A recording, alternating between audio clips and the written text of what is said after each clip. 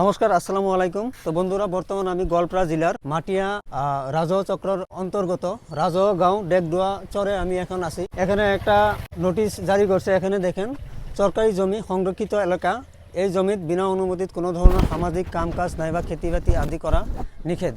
হুকুম মর্মে চক্র বিখিয়া মাটিয়া রাজহ চক্র। তো এই বস্তুটা এখানে নোটিশ দিয়েছে। আর ঘটনা হয়েছে, দেখেন এখানে প্রায় এই যে দাগ নাম্বার এখানে উল্লেখিত আছে নোটিশে, যেমন 1, 2, 3, 5, 6 অনেকগুলো দাগ নাম্বার আছে। আর এই সমস্ত দাগ নাম্বারে প্রায় 4 থেকে 500 বিঘা জমি এই জায়গায় হবো। আর যে জমিখিনি নাকি 100 বছর ধরে হয়তো মানুষে এখানে খেতিবাতি ঘরবাড়ি হয়তো করে আছে, আর এই মাটির উপরে এরকমভাবে হয়তো নোটিশ জারি করা হয়েছে। তো আমাদের সাথে এখানকার স্থানীয় বাসিন্দা আছে, ওনার থেকে আমরা জানার চেষ্টা করি। কাকা, এখানে কত বছর ধরে এই জমিগুলো মানুষের মানে আবাদ করতেছে বা খেতিবাতি করতেছে? প্রায় দেড়শো বছর, মানে 1 থেকে 150 বছর হয়েছে মানে এখানে মানে এই করতেছে, তাই না? আর এই জায়গায় আপনার কত বিঘা মাটি হবো?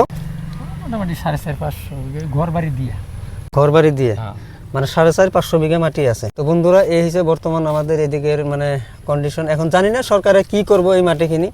তো কিন্তু সরকারের হয়তো রাইজেও সরকারের আদেশ তো মানছে। এখন কি এই জায়গায় কে খেতি করবার আইছে নাকি? আসে নাই।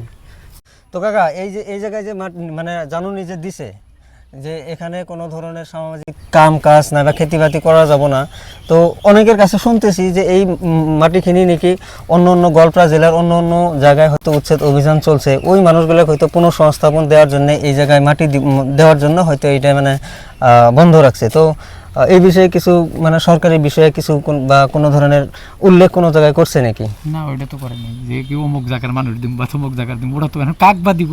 আচ্ছা, বা কি করবো এটা কোনো নির্ধারিত সরকার এখনো কোনো ধরনের কোনো জায়গায় উল্লেখ করে নাই না? ঠিক আছে, ধন্যবাদ।